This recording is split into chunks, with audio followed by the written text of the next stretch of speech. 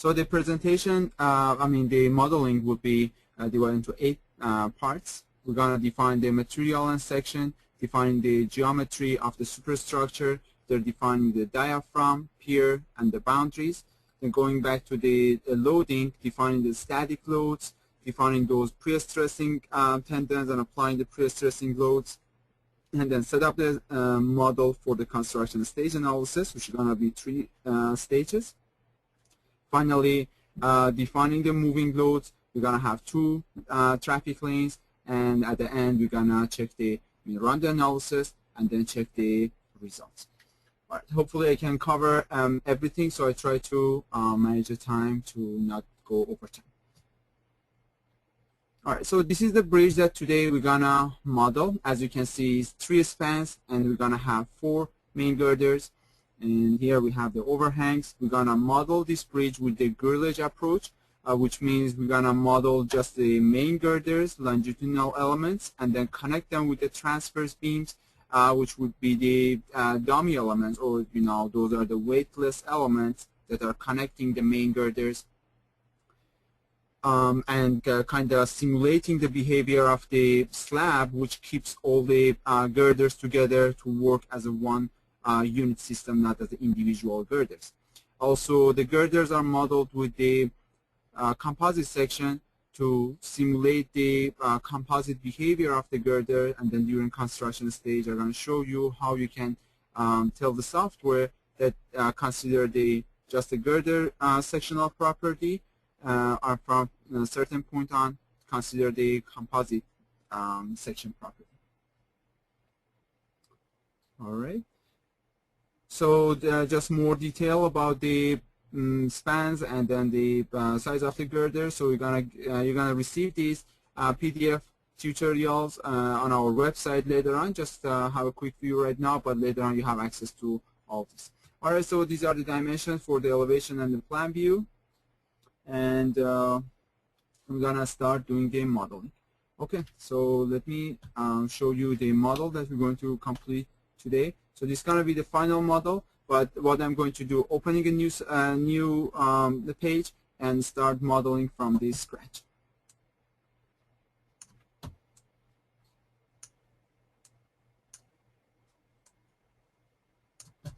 All right, so we start everything. As you can see, under the tree menu is completely empty. We have not defined anything yet. So what I do, I start by modeling the material and the sections. So we're going to the properties and the material. Simply you can click add, and we're going to define 4 materials in total.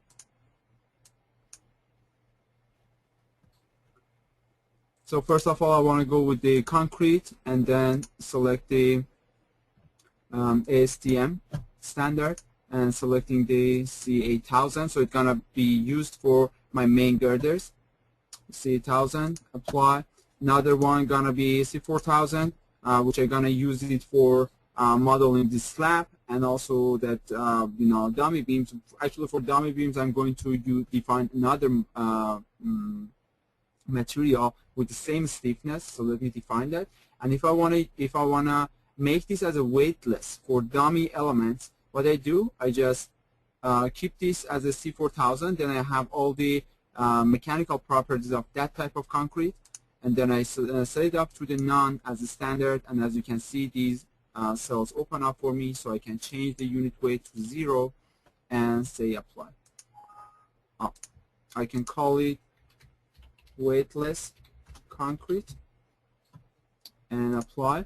And finally, I'm going to define some material for my pre-stressing tendon. So it's going to be steel, and as per ASTM standard, I'm going to select the 270 low relaxation and say OK. All right, so I defined 4 materials. By the way, my units, as you can see here down in the right bottom corner, it's on the kilonewton and meter. So I can simply switch them to the kips and inches. So these are going to be the units that we're going to use during this modeling. All right. So for defining the section, I just click on the section. By the way, whenever you are on this dialog box, you can see that simply you can switch from one tab to another, so you don't need to close this dialog box to, you know, when you're going to, after you've done the material, you can directly go to this section. You don't need to close it and go back and do it from here again. All right, so what I'm going to do, add, and defining the PST section, selecting the bulb T section, and either I can enter the dimension myself, or I know that in this model I'm going to use the ASHTO type 3. So I can just simply select it. All the dimensions are automatically selected. If you check these web thicknesses for put it on auto, these values will be automatically considered by the software for the design part. If you want to do the PST design, so these values should be either on the auto, or you define some thicknesses for the web thickness which need to be considered for the design part. All right, if I set it up to the auto, so I don't have any concern for that one. So I call it type 3 and say add. So as you can see, this part is defined. So to make it faster, I can import the modeling, because I don't want to spend time defining the different type of sections, because I know already you guys have done this many times.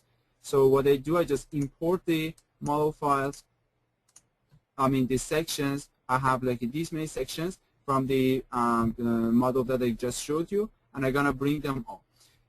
If you want, whenever you're doing this importing, both for section and material, whatever you have here, for example, I have from 1 to 10 sections. So if I say OK here, it's gonna replace whatever I had here. For example, if you had 5 sections previously, it's gonna override those and delete the existing section and gonna replace it with a new one. If you want to keep your existing sections, you have to go with the new ID, and then say, for example, if you had 5 existing sections, start from 6, and then from that point on will be added to these guys, and then these guys have new IDs, because the sections and then the material will be recognized by IDs by the software. All right. For now, I want to keep them all, so I want to replace it. That's okay. So I've got all the sections. All right. So we technically got these sections and the material. Now we can start doing the modeling. All right. So for the Midas Civil, you know that there are a couple of ways to do the modeling, generating the geometry modeling. One of the ways is if you have the your drawings in AutoCAD or MicroStation, you can simply import them by the DXF. So you can import those. Also, you can start creating the model from scratch by going to the node and element, creating the node, and then connect them with the elements. That's also one approach. Another approach is using these wizards. So today I'm going to just show you one of the wizards that we have called beam. So for the beam, I can define one beam right here, and then copy the other trees to come up with the exact geometry that I have here. All right. So when we go to the beam wizard, we got 2 types. Type 1, which we can just apply any random or not unequal spacing for the different spans, or you can go to type 2, and if the spans are equal spacing, you can just say, for example, distance is 100 inches, or sorry, 1200 inches, and then the repeat, for example, 5 times. So it's going to create it for you.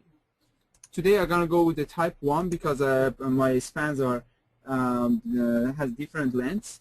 So it's going to be 648 inches for the first span, 864 inches, and finally 648 inches.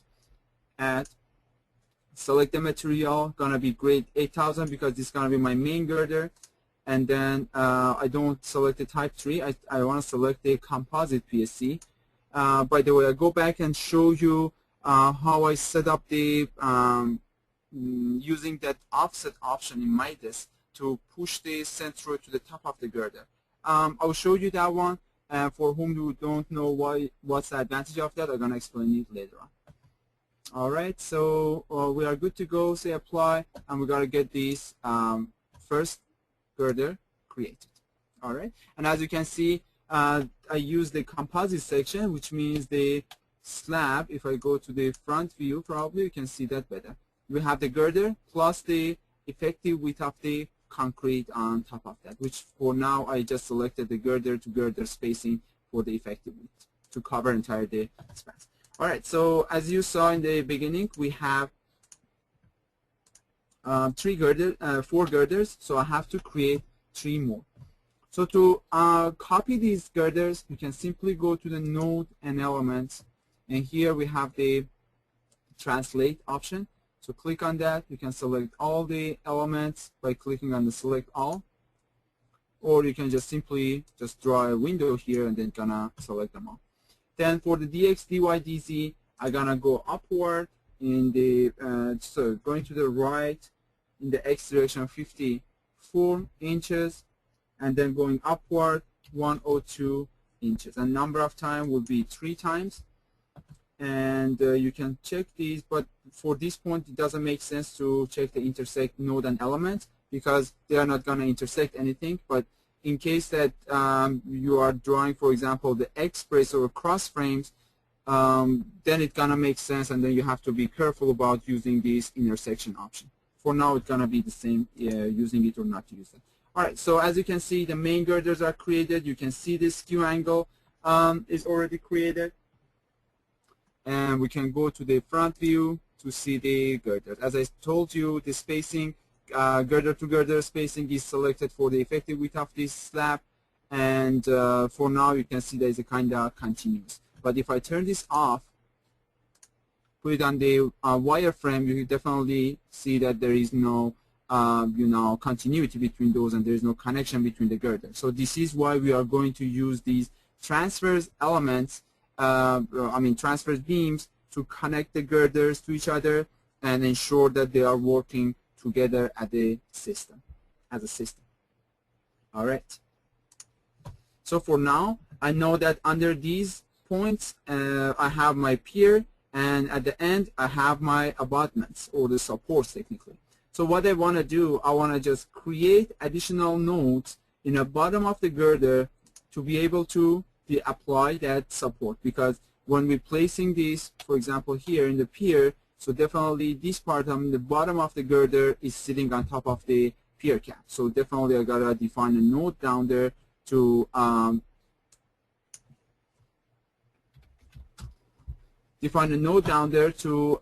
ensure that the geometry is created correctly, and then the load are going smoothly, and then all the additional movements are going through the correct path.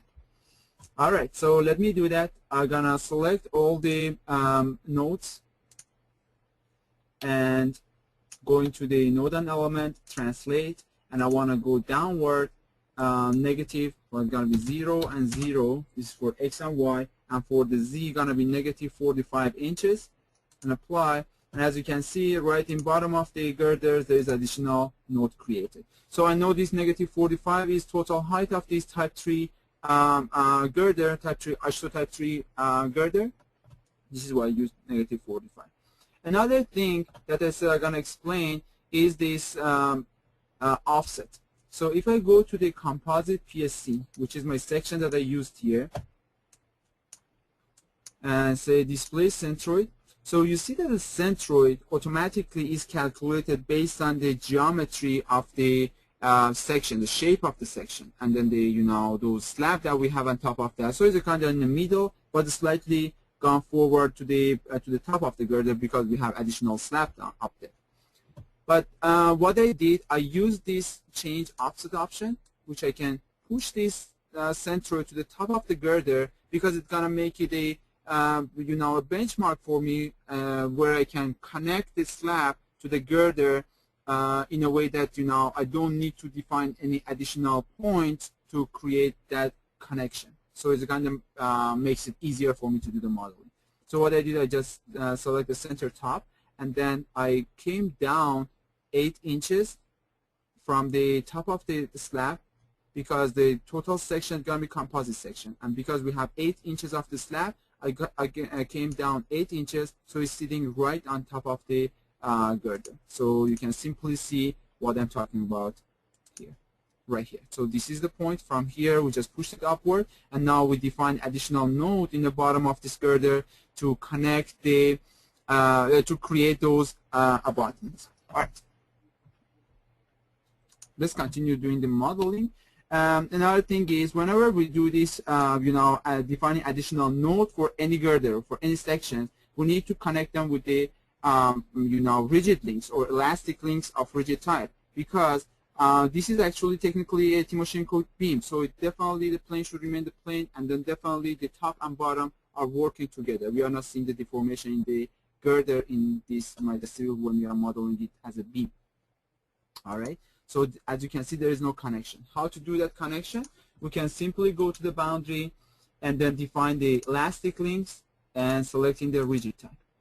Again, there are two ways to make this connection. One of them is rigid link. So if you click rigid link, rigid links has the concept of master node and slave node. This option, the rigid link option, is good whenever you want to connect many nodes. Let's say you have 10 nodes that you want to connect them to a master node or to a, let's say, center point of those nodes. Then the rigid link is the best option, because you can select the master, for example this one, and then connect all 10 other 10s at the same time and click apply. It's gonna get it done in one shot. But whenever you have two nodes, I prefer to use the elastic link because it's gonna be easier to work with, and it's gonna be faster. So I set it up to the rigid link, so it's gonna make a rigid connection. And also I have the, okay, let me just show you how I do that. So it's a rigid link. I can click on the two nodes from here to here, and as you can see, a new link is created. But there is easier way also. If you wanna save time in the modeling, what you can do, you can just use this option, copy elastic link. In the X direction, I know exactly what are the spacing that I used for creating this girder was 648, 864, and again 648. All right, so it's gonna copy that. So what I do, if I click here to here, as you can see, 1, 2, and 3 additional is created at the same time. So all 4 of them done together, from here to here, from here to here, and from the other one, I'm gonna just go with the 2 spacing because 1 is already created. All right, so as you can see, all 4 of them, all 16 of them are created, done. All right, so the next part would be I wanna check the location of the wherever whenever my pier cap starts, or whenever I want to apply the abutments. So the reason I'm doing this, I want to create additional node right in bottom of these girders. And the reason for doing that is that I assume that in this model, in this bridge, we are using the bearing. So to simulate that bearings, we need 2 nodes. So one node is right here. I need an additional node in the bottom of that, so we can connect these 2 nodes and simulate that bearing. All right.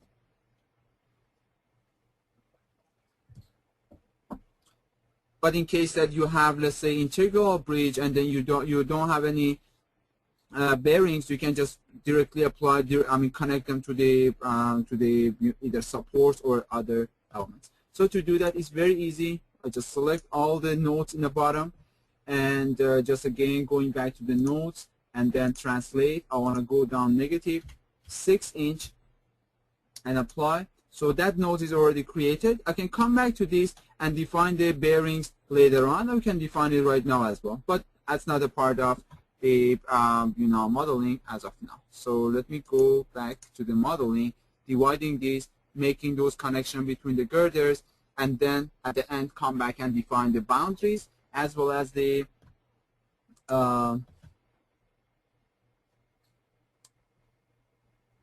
right.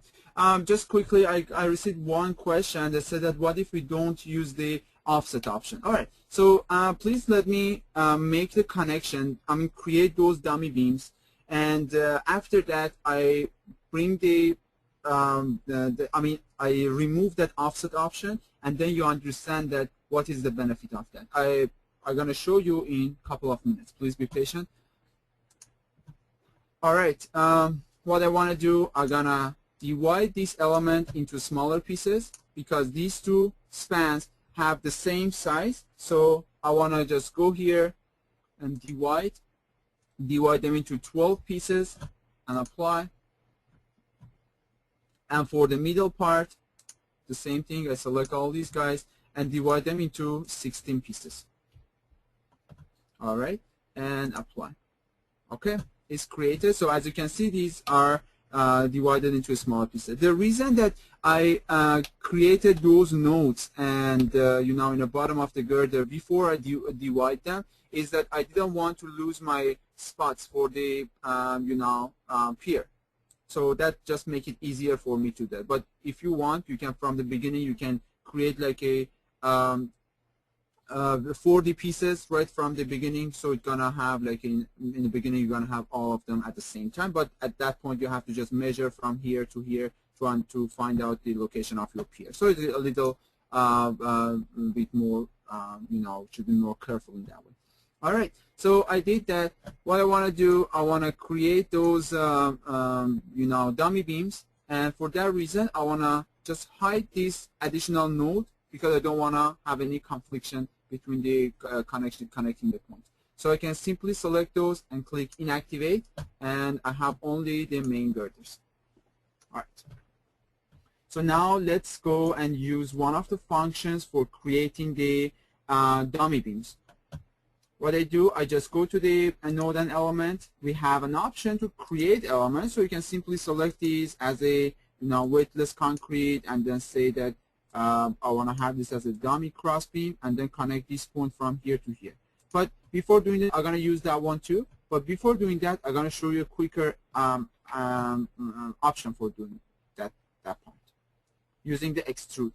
So if I click extrude, we can create the line element from the nodes. We can create the planar or 2D element from the line, and again we can create a solid element from the planar or plate elements. For now, I'm gonna create the elements from these bottom nodes. So I can simply select all those guys from here to here. All the nodes are selected. Material gonna be weightless concrete because I don't want to double dip the self weight of the deck, because that's already considered whenever you are modeling simulating creating a composite section. There is a way to manipulate it that way as well, but here I didn't use a weightless concrete for that when I define the composite section. All right, and then the section will be dummy crossbeam, and the direction, if you don't know the size, dimension from here to here, you can simply click from here to here, and it's gonna give you the exact dimension. And I want to repeat that 3 times and say apply. As you can see, all the cross beams are created, beams. Now I need to create those guys here and back there to complete the superstructure modeling. Again, going to node and element, this time create an element, material weightless concrete, type will be, section type will be dummy cross beams, and this time, okay. So when I'm doing this one, you see I'm going to connect this point to that point. Here you see the intersect node and element. If I don't, if I check them off, okay, and if I create an element here, it's gonna be a continuous element. It's not divided into 2 pieces. But this is not what I want. I want the connection between the all girders. Therefore, I need to check these nodes and elements. All right, and then again from here to here, it divides it already into 2 pieces from here to here. The same thing we're doing for the other end of the bridge, and that's it. So now I want to go to the side view and front view. And what I see here, I see the girder along with the pier along with the effective width of the slab that was there, and now I added the these dummy cross beams, the blue ones. Okay, so the dummy cross beams, as you can see, are sitting right on top of the girder. Coming back to the question that earlier been asked, what if we are not using this composite? What if we are not using this offset option? So let's change that. I want to say, instead of putting on the center top, I'm going to bring it back to the center or the original location of the the girder. And I say okay. See how it looks like? So the dummy cross beams are connecting different location of the girder to each other. So this is not what we are looking for. Technically, if you want to make this, you have to create additional nodes right on top of here and then connect them with the rigid links similar to what we did for the bottom part, and then connect those to that point. But that's just the additional work that you don't want to do that. We already did it just for the couple of them for the bottom to simulate, to create the supports and interior pier. I hope it's clear, but if you have more questions, just let me know. All right, so let me take it back to the original location that it was. So we're gonna put it on the center top, and again going to the user define from the vertical and 8 inches go down. You can say that display the centroid. Yes, exactly, is locating up there, and okay. And as you can see, it goes back to the original location. So we can just simply save that and go back to the next step.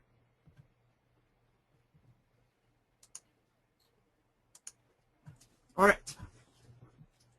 So far we're done with the superstructure modeling. I can go ahead and define the pier cap, and then the pier. After that, I come back and start defining the loads. We have to define those groups and set up the construction stages. All right, so let's do this. So far, I don't have the nodes in the bottom, so let me bring them back. You can just click on the activate all, and everything that was in the model gonna come back, and you're gonna see everything all together at the same time. All right, so now we're gonna create these. I'm gonna select these guys and say activate this time, activate only these guys. So if I have the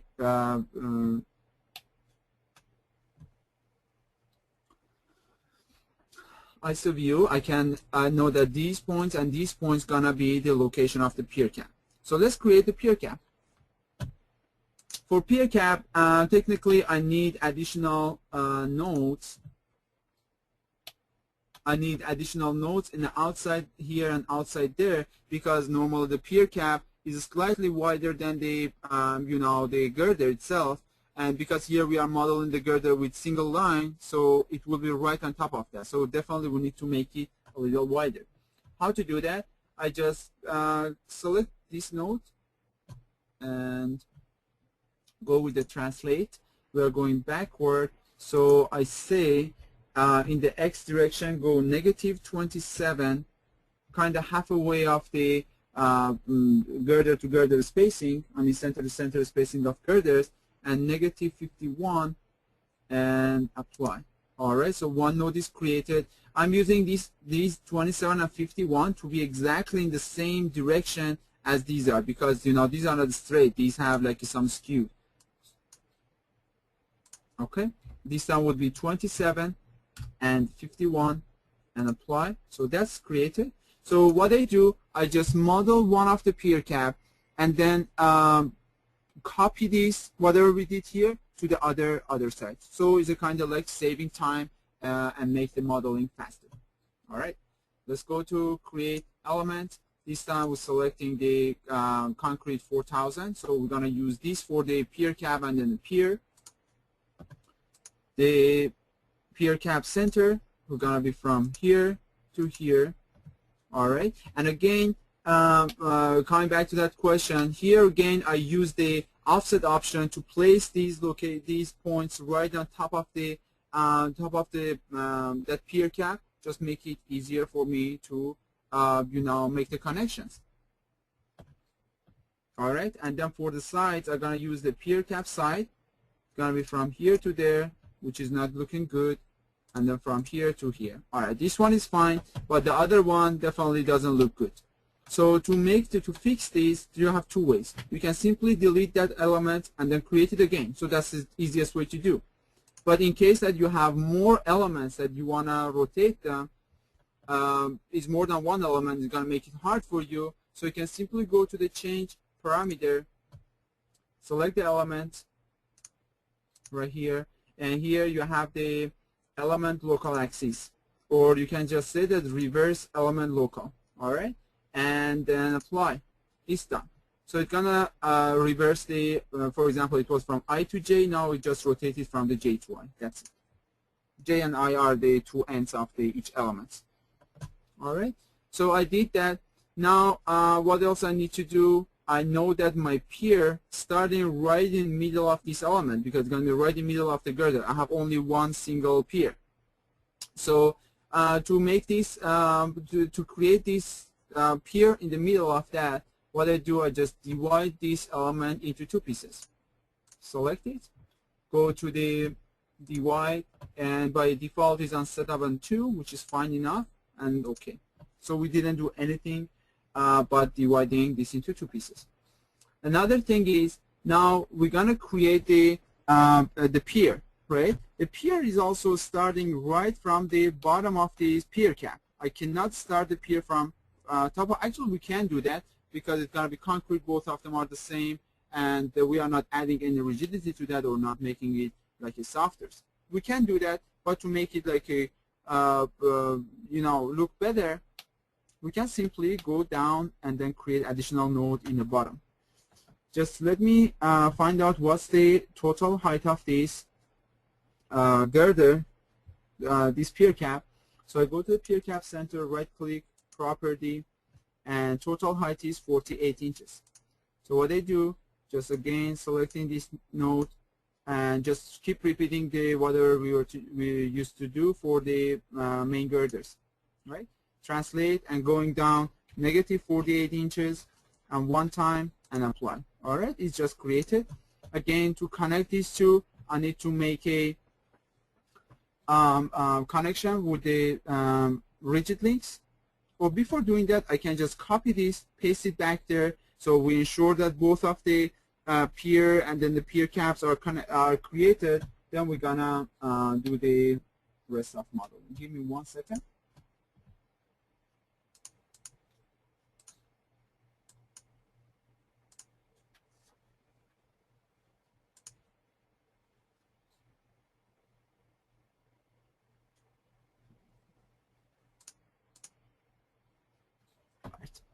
Okay, so if I go to the side view, now I'm gonna create the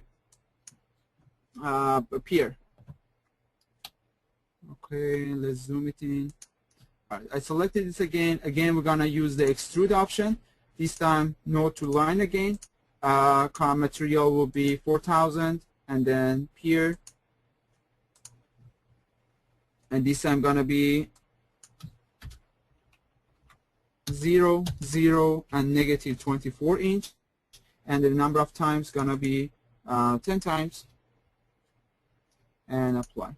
Okay, so it's created also. So what I need to do, I need to copy this and then paste them back to the other location. So that could be very easy. I just select these guys, all the nodes and elements, and I say translate.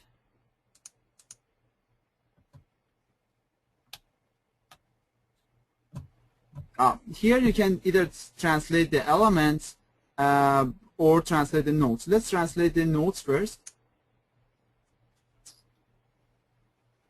Or I want to translate the elements. Let's do that because we can later on we can define all those nodes as well. All right, translate elements. And from here to there, again, if you don't know the exact length of this translation, you can just use this option, just using that arrow, and it's going to tell you, it's going to calculate it automatically. But if you know it, you can just simply punch it here. We're going to do it one time and just intersect any node and element, because we don't want two nodes will be, located at the same location. We want them to be merged. Copy node element and attribute node and element attributes, apply, and that's done. All right. Now what I want to do, I'm going to just make this connection between these two with the rigid links and defining the bearings. Going to be very easy. Going to the boundary, elastic links. We're going to just use the elastic links for this tutorial. First I select the rigid links, and again I can copy that in the X direction, gonna be 864, and make the connection from that point to here. So this is just the connecting the top and bottom of the pier cap. That's it. Now I wanna use the general. I wanna use a general section, a general link to define the those bearings. As you can see here, we have 6 degrees of freedom for the translational and rotational, which you can give the stiffness to those. So for the bearings that I want to model today, I assume that they don't have any resistance against the rotation, so it's called rotation free, but they have some stiffness against the lateral loads. In the vertical loads, they are pretty stiff and gonna be, we assume that is rigid.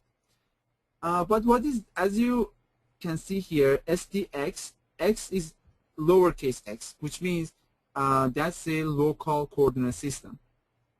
Always when we have a local, small x's, small x, y, and z will be local, and when it's capital X, Y, and Z gonna be global.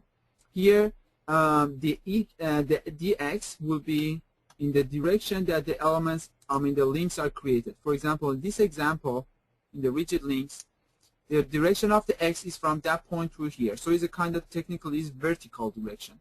All right, so just don't get confused.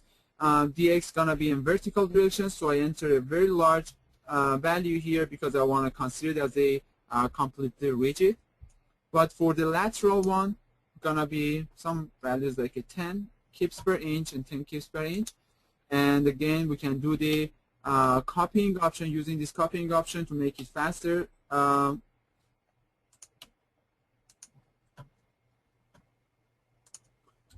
right, and copy option, again 648, 864, and 648. All right, connection from here.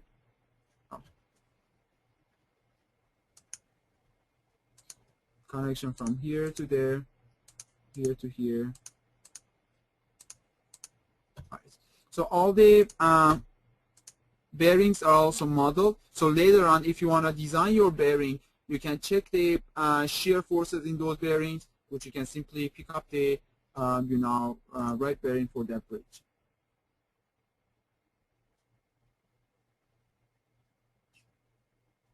All right. So I got another question. They want to know about the difference between the rigid links and elastic links. So both of these options, first of all, rigid links is creates an element or a link which is completely rigid, which means it connects several nodes to a center point or to a master point, which give the property of master nodes to all the slave nodes. For example, if this point right here is a master node and all other points around that are slave nodes, whatever happens to this point, it's gonna be automatically transferred to those guys. For example, if you have this much of force here, it's gonna be transferred to those nodes as well.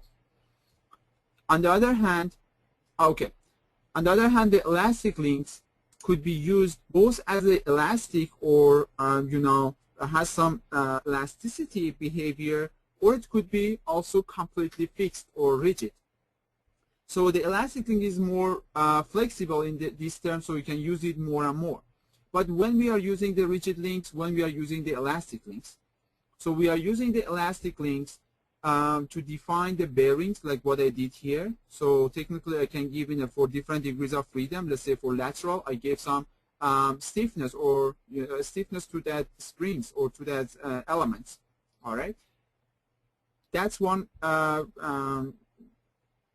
method for one place to use the elastic links. Another thing is you can use the elastic links for creating a rigid links, but when we are using the elastic link, when we are using a rigid links, for when you are going to rigidly connect two nodes, I say whenever you have the two nodes like what I had here, I prefer to use the elastic links because it's gonna be easier to manipulate or to work with, because here elastic link Here's the 2 nodes, just select node 1, node 2, and it's done.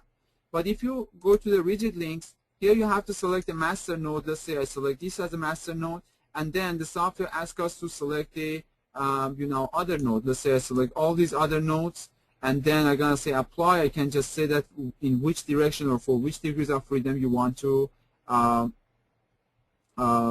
fix those. So that will be takes a little bit more time if you want to use rigid links when to connecting 2 elements, 2 nodes. All right, I hope it's clear.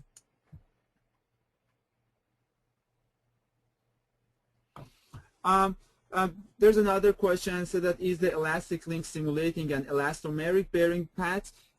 We can do that with the elastic links as well, because let me go to the elastic link.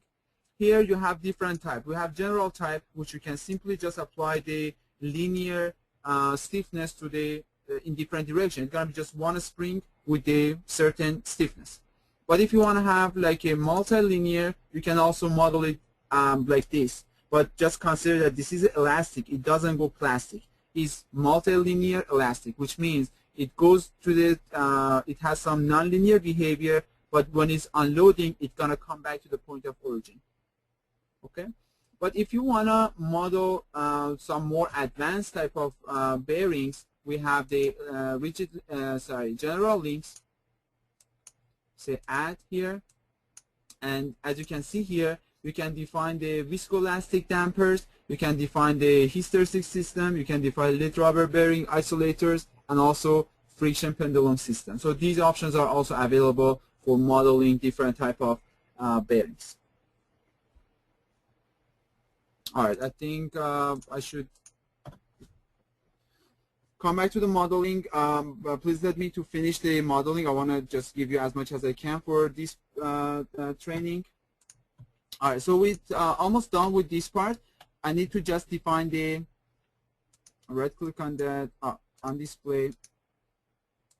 All right. So what else I need to do is to define the supports, right? The supports, we're going to define the supports.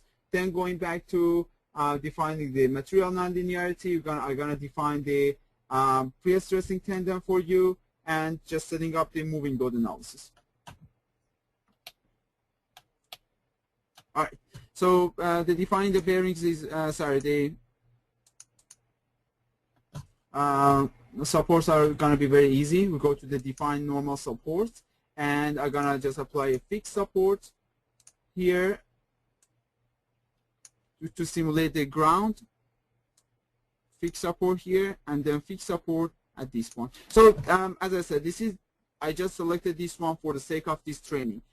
Definitely we can simulate the actual situation of the the bridge in that location. If you have even pile, we can model the piles. If you have like a solid structure interaction, we can simulate them with the different type of springs that we have. So no worries about those. I kept this very simple just for the sake of this presentation. All right, and say apply. Display. All right, so the next step I want to do is defining some loads for you.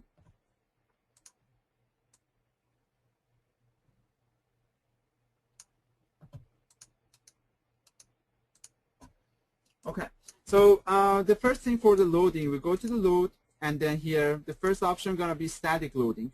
Apply static load case, define static load cases. Here just we are defining different types. Okay, so I'm going to call it self-weight, and then the type is important. For example, here I'm selecting as a dead load. The types are important. Why? Because later on when we go to the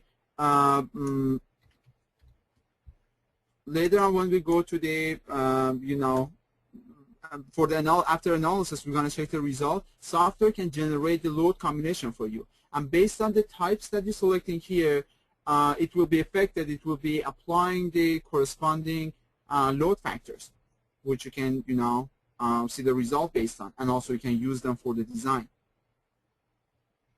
All right, so also I'm going to define something for you with concrete, also the dead load.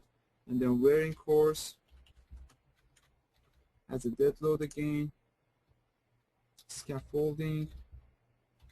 All right, so for the scaffolding gonna be kind of temporary load that they're gonna use it only during the construction stage analysis. So what I do, I can simply define it as a construction stage loading. All right, and then what does it mean? It means I'm gonna see the result of the scaffolding during the construction stages, but I'm not seeing that after construction stages. So it's pretty, you know, you should be careful about like defining these, assigning these type of load types. Okay, barrier, and then I have like in the actual presentation, the tutorial, we have the temperature system and temperature gradient.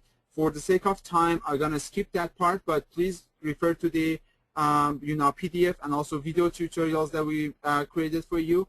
All the steps are there. I'm sure that you're gonna completely understand them. But if you didn't, please feel free to you know, ask us. Pre-stressing, and I set it up to the pre-stressing type of load and add. Okay, so now what I do, first of all, I go to the self-weight and then define the self-weight as -1. Before doing that, I can define the load group. Please consider that load, we define these groups. Yeah, they asked if the load factors can be independently defined. Yes, it can be. So when after we go to the result, here we have the load combinations. You can either enter them yourself. Let's say, for example, here you go here, select it, apply the factor, or you can just ask the software to automatically generate the load combinations for you. And whatever load is generated for you, you have option to change them, modify them, and change the factors. It's completely open to you. All right. So before doing that, I'm gonna define the groups. Please consider that the groups are important for the construction stages, because during the construction stage we are activating and inactivating only the groups. These groups are load groups, structure group, and also the boundary groups. So it's pretty important to define them correctly.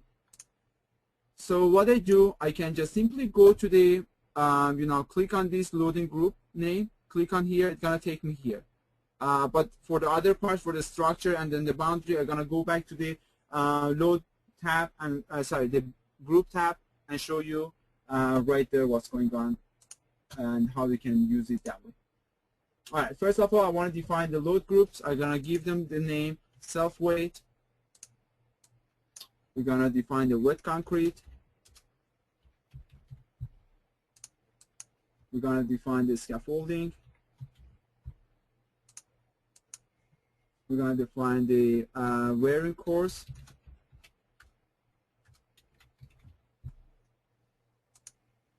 Barrier, and finally the pre-stressing.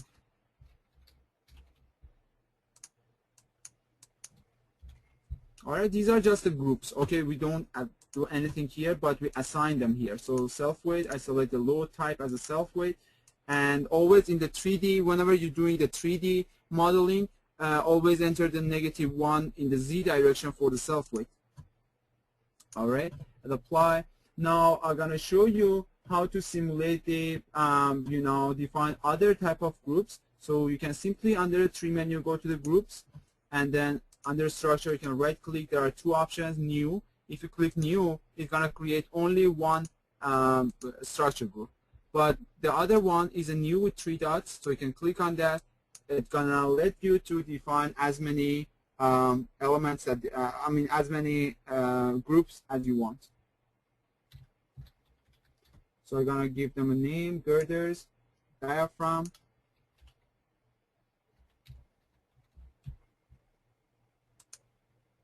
transverse beams,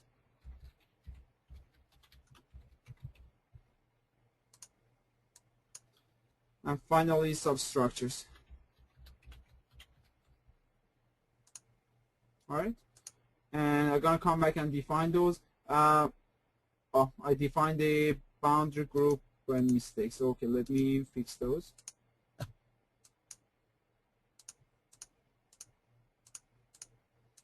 For the boundary, we have just a support, and we have the bearings. Okay, apply. And here we have the structure group. I'm gonna define those again quickly. Girders.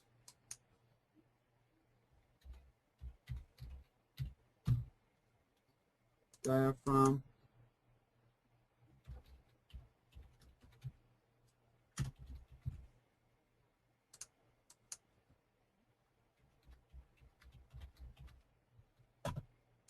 Okay, so these are defined. Now we have to assign different element to those guys.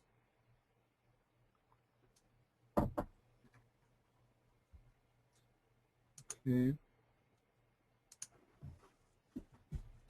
All right, so to define the corresponding load groups to the different type of loading, we don't need to do anything here. We just simply go to the loads, and then here, for example, static loads, and then applying the element type of load. And let me just see what would the magnitude for defining those barrier and also the wearing courses and also wet concrete. I want to apply the exact values as I showed you there. So what I do, I just go here, select the wet concrete for the beginning, select the wet concrete and uniform type of loads. If you have eccentricity, you can select it here. If you don't, just keep it as it is. You can select the direction. Here, everything going downward, I mean to the ground. So technically, it's gonna be global Z direction. And for the X, gonna keep it as a 0 and 1 because the relative distances. So it's gonna take entire the bridge, entire the element. And then for the magnitude of that, it's gonna be negative 0.46. Okay, because we select the global Z is upward, and then we apply a negative 0.46 for the wet concrete.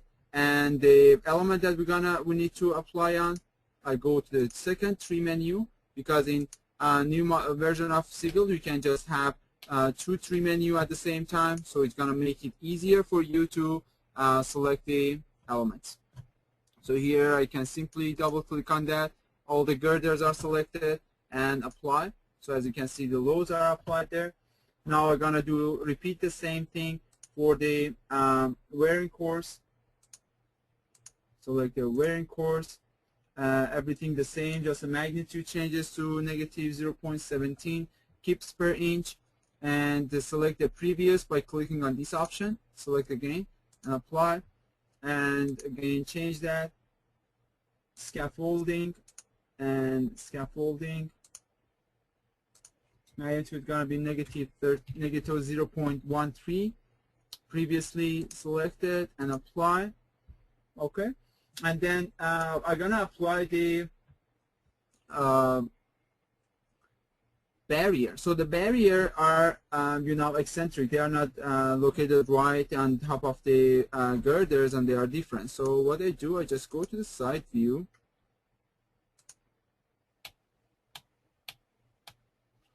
I want to see.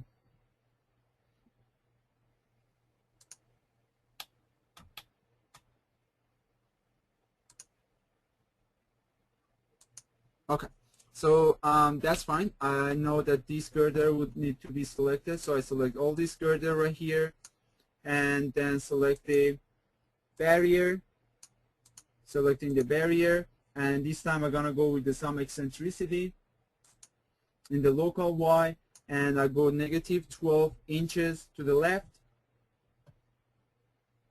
Okay, and then the magnitude gonna be negative 0.17, and apply. And as you can see,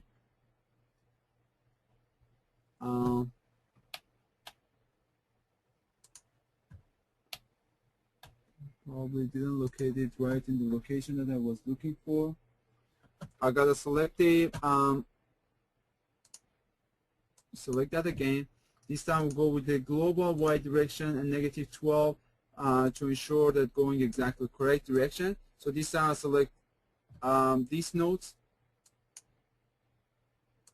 this element right here, and this time it's going to be positive 12, and the girder Z, everything is exactly the same, and apply. So that you can see how the that eccentricity is considered right here. All right. So the next part will be defining the pre-stressing tendons, and then definitely I'm going to come back and define those load group, the structure group for you before we start the construction stages. So let me go turn this off, close this, because I have more room to work with, and I can just on display. All right. Okay. So what I need to do is defining the pre-stressing tendons. So for that, please go to the tendon and pre-stressing. Here I can temperature and pre-stressing. Here I can define the tendon property. Say add, and the tendon name I call it tendon.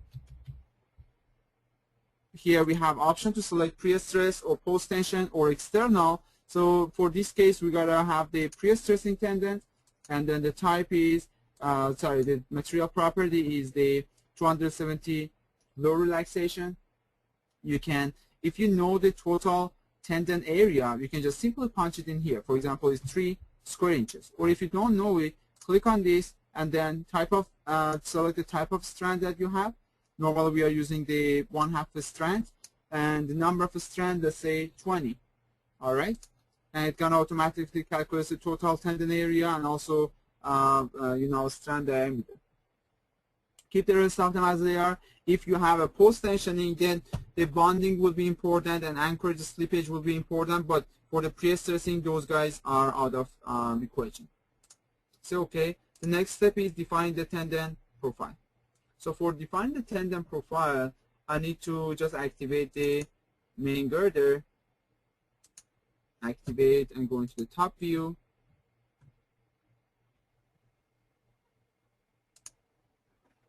Okay. Go into the top view. Now what I want to do, click on the tendon property and say add. So now here I can start doing the modeling these tendon profiles. So tendon names, I call it tendon 1. Tendon property will be tendon that we just defined. So for the assigned elements, I want to select all the girders at the same time, but if you want to place the pre-stressing tendons with smaller dimensions, for example, you see that this is an individual pre-stressing girder. In the middle we have another individual and then another one, so you can define these pre-stressing tendons in a different manner and define for each individual one separately. But to keep it simple in this model, I just select all of them at the same time. So I select all the girders. I consider they are all one piece, and then they're gonna come here and then installed in the same location. All right, I selected all, and here select the 3D. Then you can define the X, Y, and Z direction all together, and then you can simply enter the dimension. All the dimension you are entering here will be considered from the location of the centroid. If you remember, we use that option for the we use that option to offset option to shift the centroid to the top of the girder.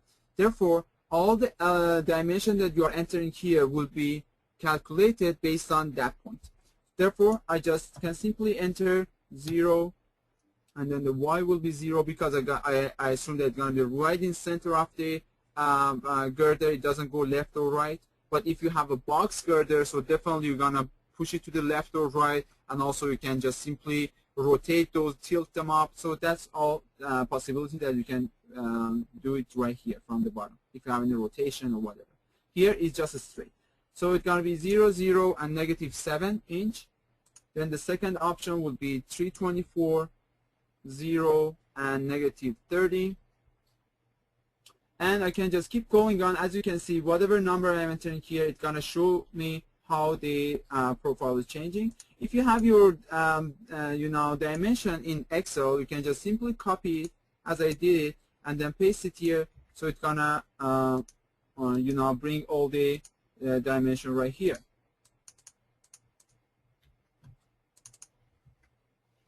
All right. But if you don't have it, you can just simply enter them, 648 and then -7.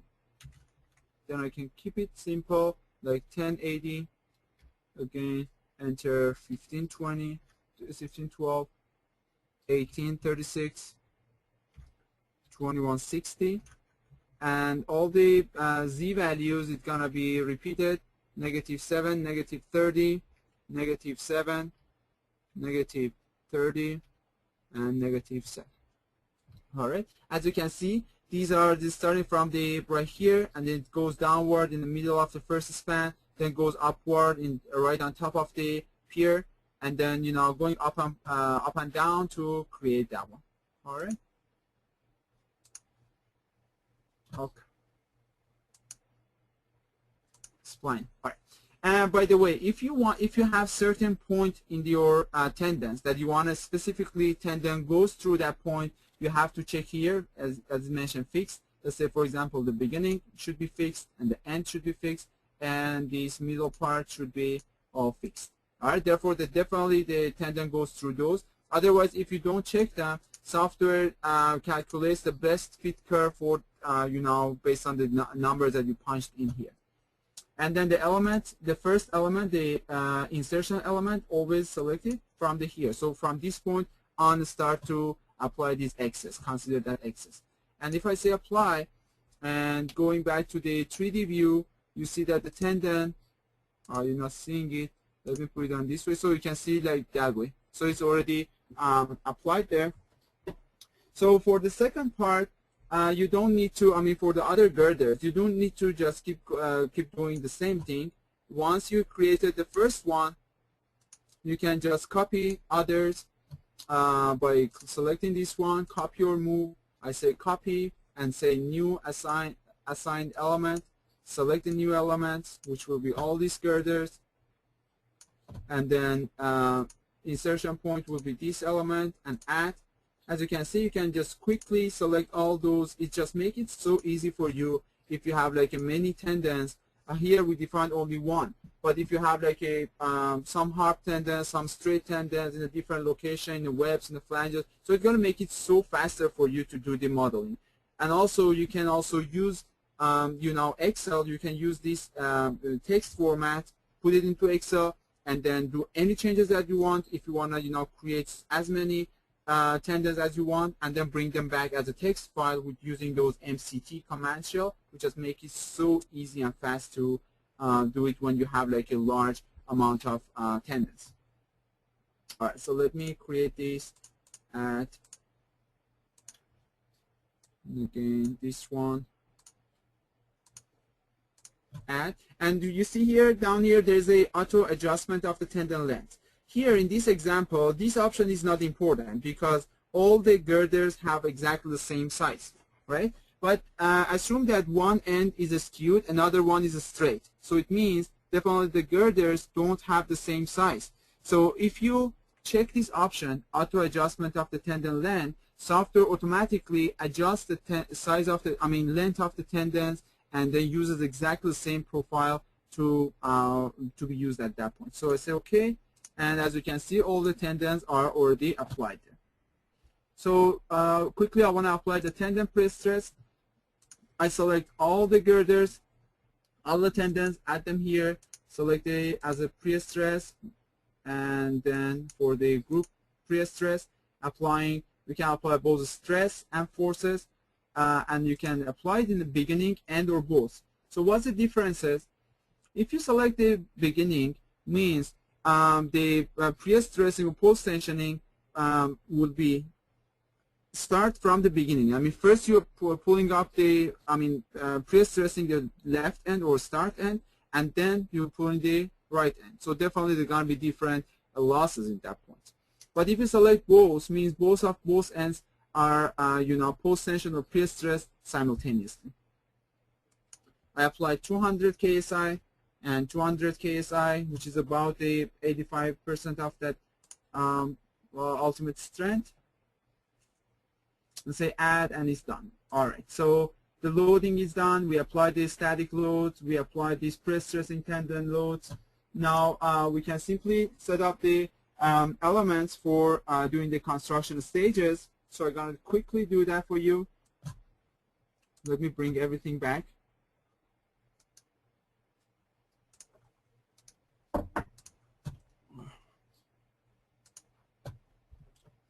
All right. So let me see what we got here.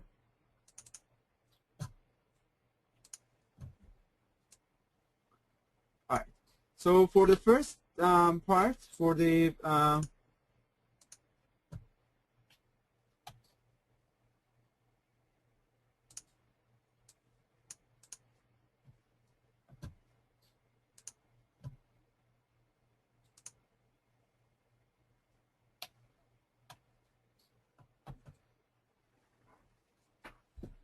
all right, so what I do, I just define these, select these guys, go into the front view, and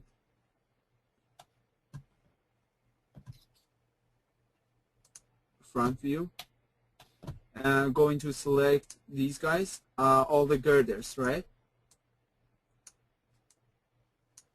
Along with the those elements, those nodes that we have here. So as you all the girders are created, go into the group, and then under structure and the group, the girder, just drag it from here and drop it down there, and that group is already assigned to that. So if you double click on that, it shows you the number of the elements and the nodes that already applied there.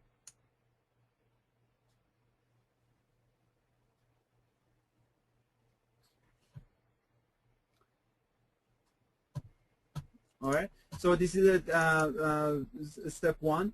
For the step for the group 2 will be transverse beams. So you can just simply go to the work tab and select these, and select the beam dummy beams.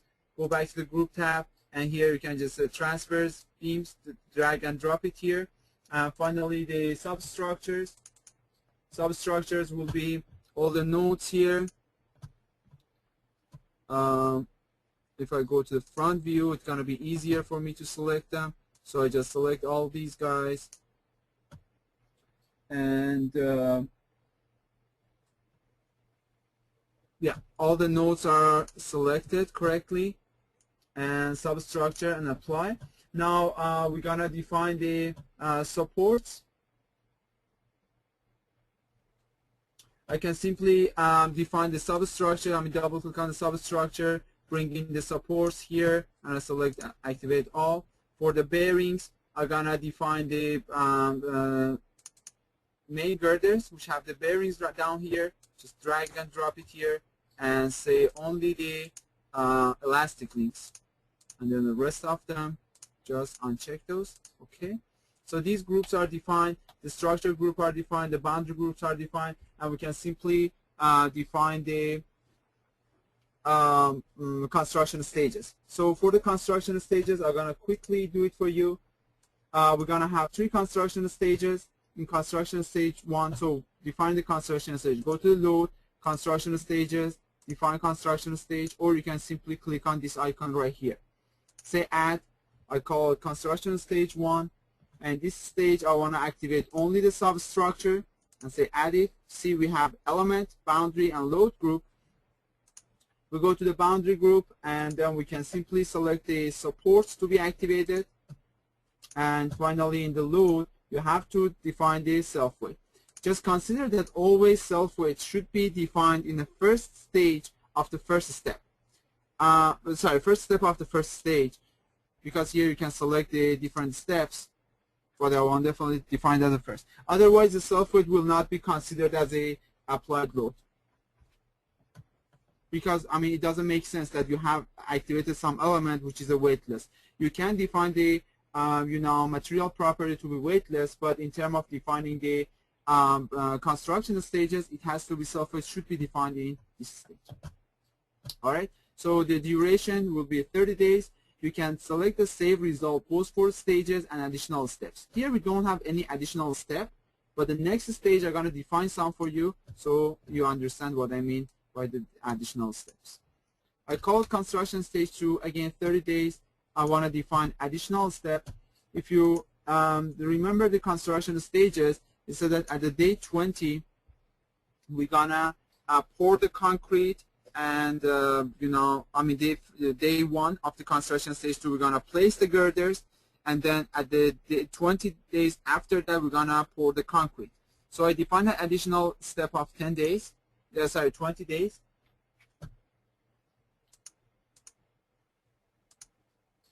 All right, and then I'm gonna use that when I'm applying the loads. Okay, going to the elements, and then this time I'm gonna define the girders, add, and then going to the boundary. The bearings should be defined because the bearings are connecting the girder to the substructures. All right, and then finally for the loads, we're gonna define the wet concrete.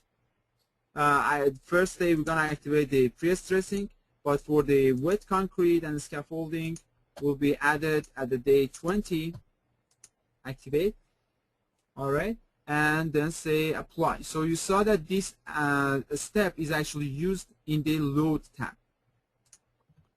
Later on, when you're checking the results, you're definitely gonna see this. You know, software gonna give you the option, as if you activate this one, additional steps, it's gonna give you option to see the result in the first beginning of the stage, in the day 20, and also at the end of the stage.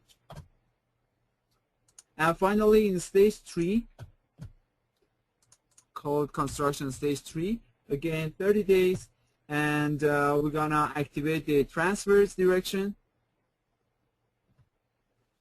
If you go to the element, transverse beams, add, and then the boundary, we're gonna have nothing to activate because they are already activated. And for the loads, I'm gonna deactivate the wet concrete and scaffolding because those guys are already removed. So I add them to the deactivate part, and then activating the wearing course and then the barrier at the first day of the last stage. If you want to consider the you know, time-dependent analysis, you probably need to define additional construction stages. Say apply.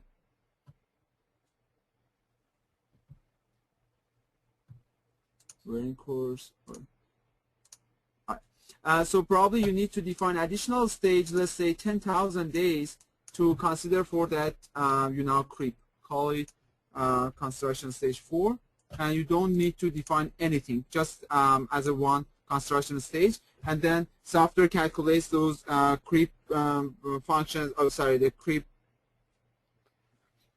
losses at the 10,000 days. All right, we already defined that.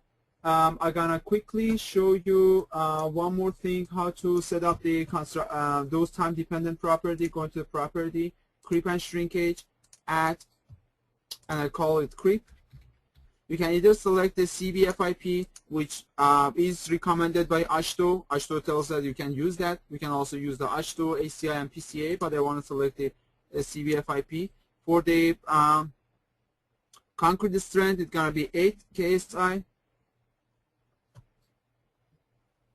And then the notational size, which is the volume to loss, volume to surface ratio, let's say 10, but later on software can automatically adjust it. All right, so you see that this is the curve that's gonna be used for creep, and this is for the shrinkage.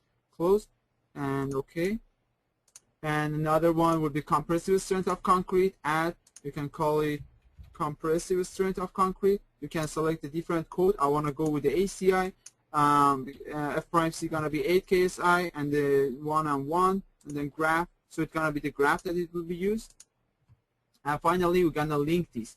Here in this example, I wanna just define this time-dependent behavior only for the girders. But simply, you can define that for the columns. You can define them for if you have abutment, if you have your slab.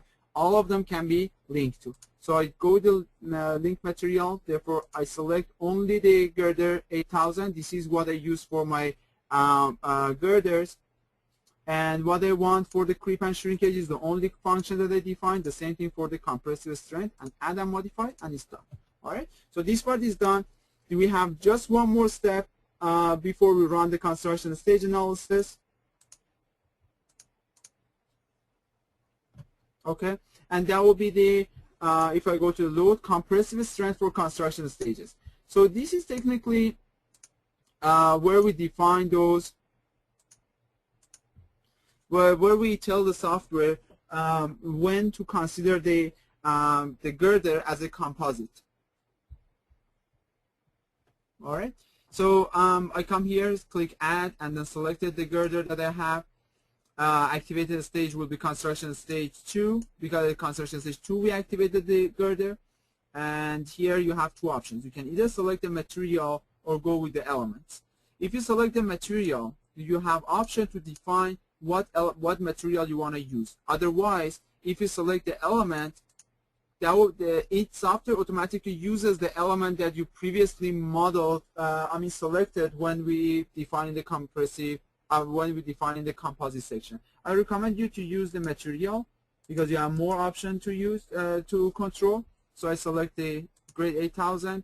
Activation stage will be the same thing, construction stage 2, and this is the age. Age of concrete probably will be, I'm gonna enter 10 now. This is the maturity of the concrete. Okay, so that will be the part that the software considers for calculating the compressive strength of concrete at different stages, and also for calculating the creep and shrinkage, losses. This is the age, which again are gonna update them automatically, so don't worry about that at this point. Material, and then again for this one, for the slab, I want to use the weightless concrete. And activation stage is going to be a stage 3. This is where the software activated, and this will be also 10 days. All right, and then OK. So now I can select this and click Update All H's and say OK. Software automatically updates all the H value or the notational sizes. All right, I'm going to quickly just wrap it up because I know that we've gone over the time. All right, so the construction stage analysis is almost done. We can just double check it by, you can always click on this option to fix the view while not changing. So construction stage 1 would be just the girder, the piers and these abutments. Construction stage 2, the girders are activated, but as you can see, there is no concrete on top of those, and the girder are not composite. And in stage 3, the girder are become composite and the slabs are activated. And in stage 4, nothing happened, but software just checks for the creep and shrinkage losses. All right, that's all how you can set up the construction stages. And then it's gonna be the moving load, setting up the moving load. So moving load will be also very easy to set up. Let me do it for you. So for moving load again, I'm gonna select just the girders, activate, and go to the top view. Going to the load again, this time moving load, I'm gonna select the H2LRFD. And always you have to be on the base stage to let you to do this, do any changes to the model. All right. So I select the H2LRFD and then defining the traffic line lane. See, here you have two options, traffic line lane and traffic surface lane. Traffic line lane is used whenever you have the, model the bridge with the girders, with the lines. Like here, I model these longitudinal girders with the beams and then connect them with the transverse elements. That's it, like a perpendicular elements to each other. But if you model the girders with the girders like beams, like what I did here, and then simulate the slab with the plate element, then we have to use the traffic surface lane. But here we have just the girders or just the beams using traffic line lane. Add, I call it lane 1. You can give eccentricity, let's say negative 36. 36 going to always positive goes to the right side of the direction, negative goes to the left side of that. Because I'm going to create from left to right, it's going to be my direction. So if I apply positive, it's going to bring it a little down. Select the line as a transverse beams, and then 2 points. We have the skew angle, 30 degree and 30 degrees from here to here. And apply. All right, this is my first lane. I'm gonna define the lane 2 and this time I'm gonna go negative 36. We're gonna go to the left side of this direction, and the same skew angle, apply.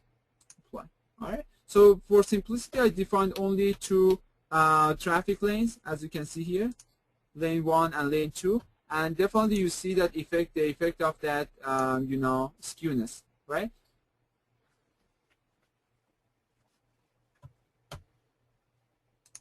Alright, so we're done with that. I'm gonna define the vehicle. You can define either a standard vehicle. So here I select just the HL93 truck with 33% of the load allowance, and then I want to define also one user-defined vehicle for you.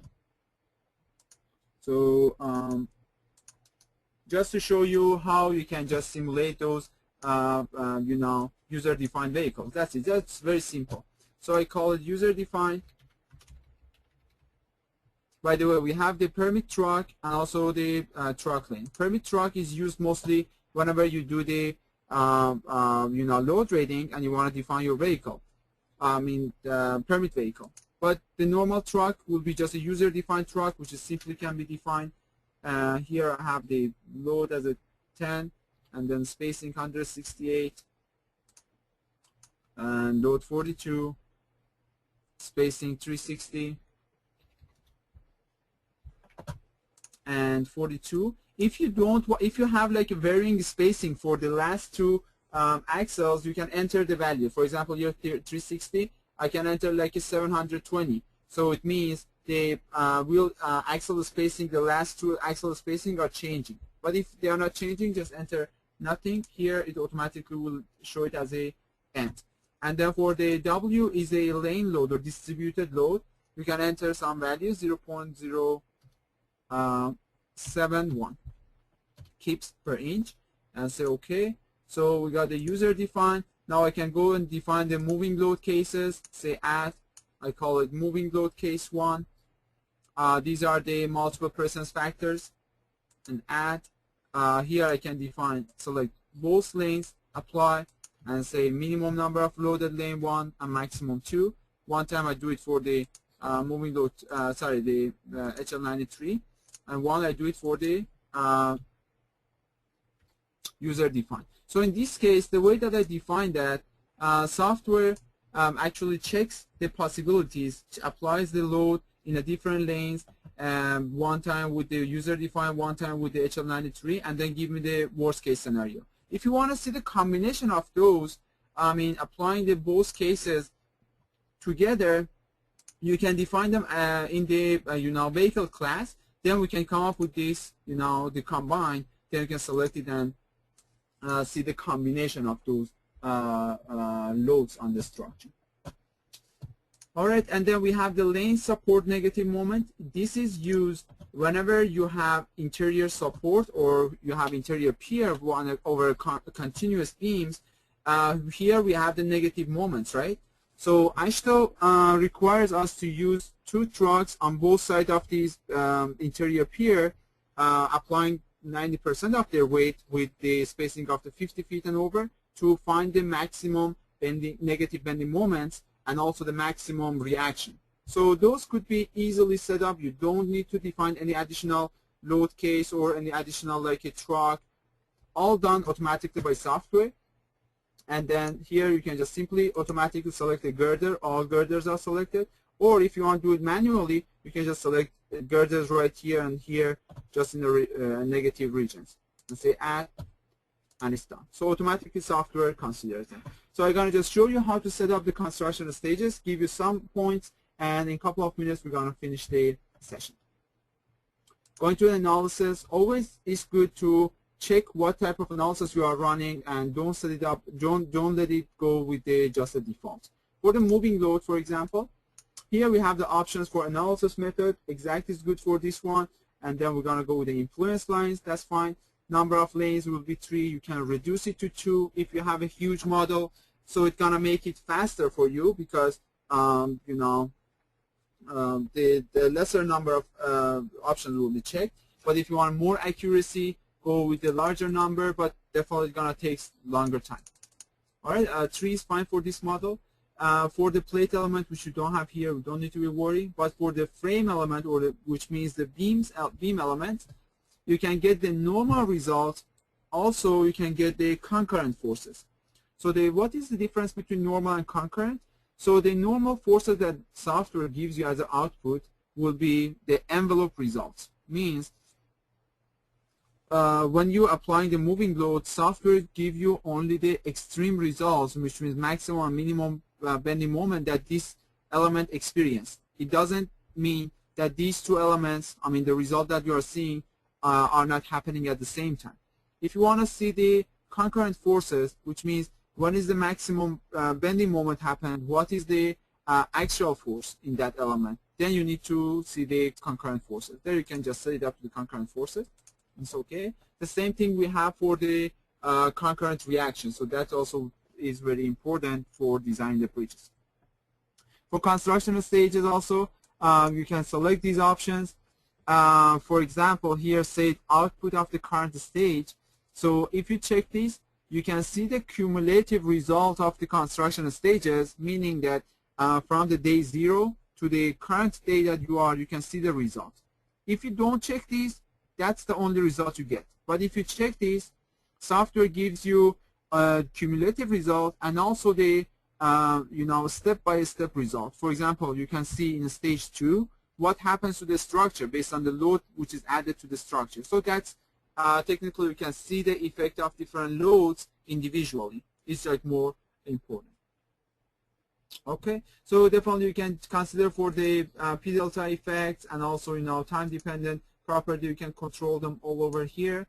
And also another thing is you can add some of these loads to be considered as to be distinguished from the dead load, because for the construction stage output we get the tandem primary and secondary, creep and shrinkage primary and secondary, and also the the dead load. Dead load considers all the static loads that you applied there. If you want to distinguish those, you can select those. For example, say that with concrete, just add it here. Later on in the result, you can see them as a different type. You see it as a different output rather than just seeing them dead loads. All right, so that's all about the modeling these parts. Now we can just run the analysis and then check the results. Unfortunately, we are running out of time, and but the videos, step-by-step videos for different part of the modeling is available on the our technical website, goodengineers.com. We're going to share those links with you along with the PDF tutorials and also the final model that you guys can go ahead and practice it yourself. You can contact us anytime that you have any questions, and we're going to be helping you for the modeling. Thank you so much for the time that you spent here, and hopefully you guys learned enough for today.